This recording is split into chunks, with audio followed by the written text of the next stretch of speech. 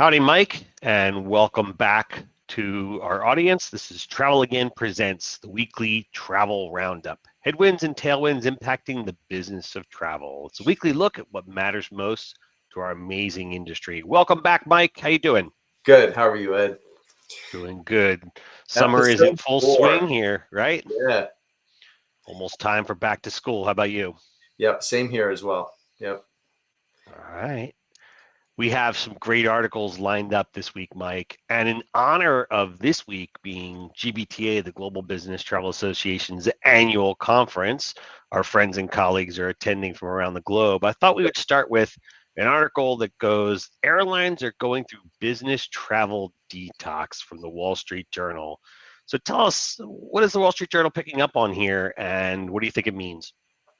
Well, no, I don't think any of this is a big surprise, right? It's kind of, again, talking about the same things we've been talking about all through our efforts and work with the whole extended leadership group through, with Travel Again. When we looked at all this, we said, look, that when this all starts coming back, when we get through that second phase, which is going to end this year of the recovery, where we're really getting to a stable environment, the whole infrastructure for travel got shut down. So, bringing it all back, like airlines getting repositioned in terms of their route structure, how their airlines, the routes are configured, how their planes are configured, how, there's been a change in demand, right? The individual business traveler has been the lagging part of the recovery somewhat, right? You see people going to events like the GBTA event as a way to reconnect. You see, we know leisure travel has just been blowing it out of the water. But business, the typical business trip, right? The 1 to 2 day, the individual travel is slower, right? Slower to come back. So when they say they're going through detox, it's kind of like that. Okay, we don't know what the future demands, curve is going to look like. We know it's going to increase, but we just don't know how quickly, how fast. And then again, having the services, having the routes that match up with that, tough to predict, right? And so again, it's just going to be parts of the, things we have to kind of grind through as an industry to get back to this next phase, which is coming, which is, kind of a full and more normalized recovery. Okay, thanks for that, Mike, and good luck to our friends at GBTA this week. Yep. Next up is an article from CNBC. Americans are going abroad in droves at the expense of domestic travel. So this is a trend. Tell us about it. Well, look, as we know, right, for both consumers and for businesses, I mean, they're going to follow value, right? So, we were in that earlier post-pandemic phase where it's all about, domestic travel, where you feel safe. A lot of the border restrictions were still kind of that hangover effect from all of that people were still kind of getting their heads around, that it was okay to basically travel internationally again. And I can do it safely, but I can also do it without a lot of friction, right? So now we're in that mode. Prices were depressed because international, destinations, travel, et cetera, was so depressed. And now since it's coming back, look, the suppliers are going to take advantage of it. They're going to raise their rates. They're going to raise their fares, of course, because they got supply and demand, right? And so now I think what we're starting to see is that kind of shift in recovery and the beginnings of real international travel recovery. And that's great for business. It's great for global economy. We need that to happen. It's a key driver. But again, you're going to have these, pockets where you're going to have, certain routes, certain, flights that are going to get certain cities for hotels that are going to get more expensive kind of rapidly. And so we're going to, you're going to watch that as over time, it'll normalize, but you're going to have these ups and downs in the cycle in between. Okay, I have a lot of friends who spent the summer in Europe myself, That's so right. I know that it's a big trend, and I'm thrilled to see it. Mike, our next article is your sweet spot on policy, and it was an article in Skift about FAA reauthorization bill and 5 key issues and where they stand.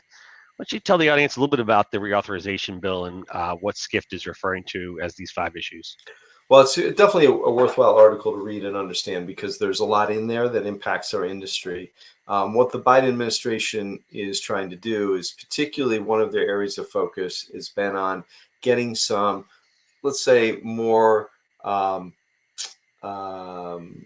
not punitive, but more responsive type Yeah. of parameters for airlines when they have delays and cancellations and that are really impacting people. And it's really focusing on this consumer protection area. So they're kind of haggling out how that's going to be in the Senate. The House versions are a little different in getting that in. The other part of it, which is, again, this has a lot of implications throughout, but it's about, for the pilots, because there's been a pilot shortage. It's like, what are the requirements for pilots? Raising the retirement age from 65 to 67, doing things that are going to help keep this pool of pilots and this expertise into our system. And then probably the controversial one that's in there is that long distance flight out of National. I mean, it's been, this is Reagan Airport. This has been a long standing kind of tug of war here, and every once in a while it comes up in terms of allowing longer distance flights out of DC, because there's a restriction on the flights, the nonstop, the length of flights, therefore the gauge you can use, therefore the impact it has on the environment around the airport.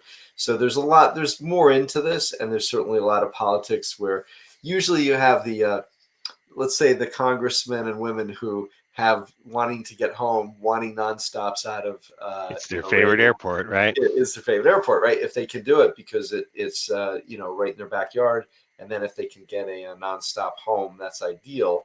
But that isn't possible for a portion of that community. So, but every time it comes up, behind the scenes, those are some of the things that are being thought about when positions are being taken. But that's probably the most of it.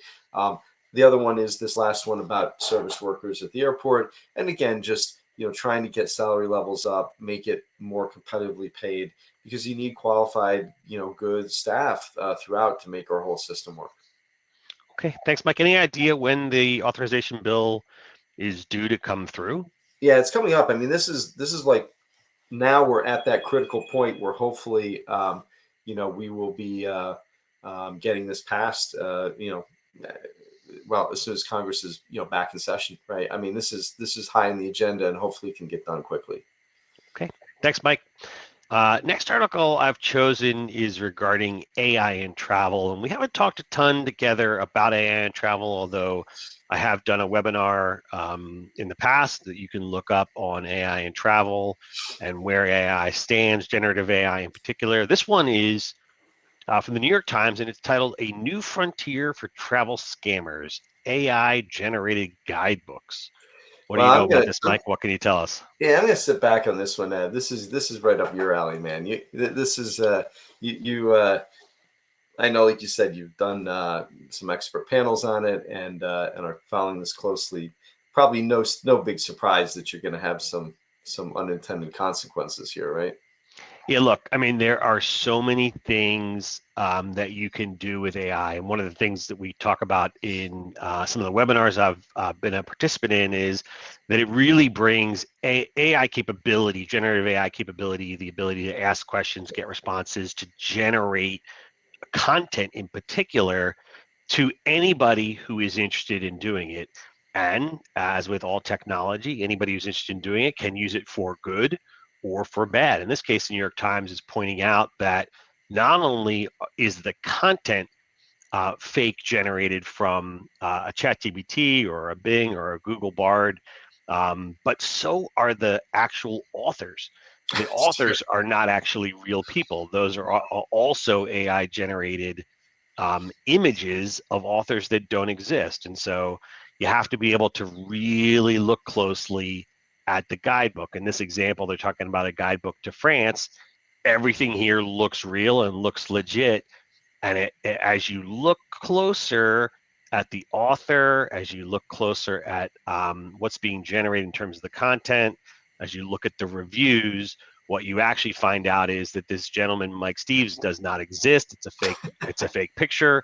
All the content has been generated from AI. And by the way, not for nothing, but Amazon also, in this case, Amazon has generated fake reviews. And so you look at the distribution of reviews, 5 stars and 1 star, that's often a sign of something isn't quite right in an Amazon review. And so, as with everything, buyer beware. This This powerful technology is fantastic. I encourage our readers to test it and try it, use it in your day-to-day lives. It really can be quite useful.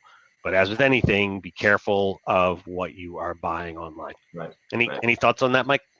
No, I think you summed it up really well. But in honor of this article and kind of these trends in the industry, I think you and I should take next week off and have everything AI generated. We could actually generate our voices, our images. We could try that for one of our editions. Well, Great. Ed, let's just tell the truth right now. This is all already AI generated. This isn't you and I doing this. This is stuff that was set up. It's just borrowing all the imagery and some of the content from when we were doing this last time around, and now it's back. But really, it saves a lot of time for us. And then if we give out false information, we can just blame it on AI. It'd be awesome. All right, that's a great article. I highly recommend that one for our readers. I have one more for you, Mike, and it's a continued thread throughout the summer. It's more deals. This is reported by Skift, an excellent article. Capital One advances travel deal strategy with intent to invest in Inspirato. And so another deal by Capital One. We talked about this trend before, but this one's a little different, Mike. Any thoughts on what's going on here? Well, yeah, I mean, I think we said last time that there's a lot of biz dev deals being announced. I think this is a function of you've got an industry now with some really big distribution players. The banks, right, between Amex, Capital One, and Chase. You've got the big TMCs. This is become a big volume game, right? And so in doing so, again, in an effort to get more customers, you do a hybrid of things, right? You do direct advertising in all different forms. You do your industry work, but you also do these B2B deals, right? Because ultimately they're good from a standpoint of you rarely have like much out of pocket other than just doing the integration work that you have to do.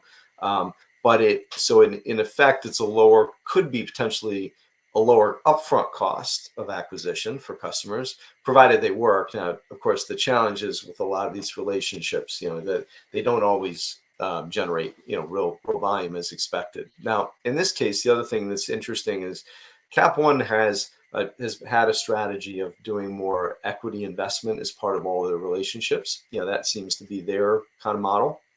So they're a little different in that respect. Others out there are doing more, kind of traditional commercial biz dev deals, right? But it is an interesting path. Again, trying to find those pockets of demand that you can go out and efficiently gather and then bring into your big ecosystem. Okay, thanks for that, Mike, and thanks to our viewers in the U.S. and around the world. We will see you next week as we close out this episode. Or our AI-generated likenesses will be there next week. Thanks, everybody. See ya.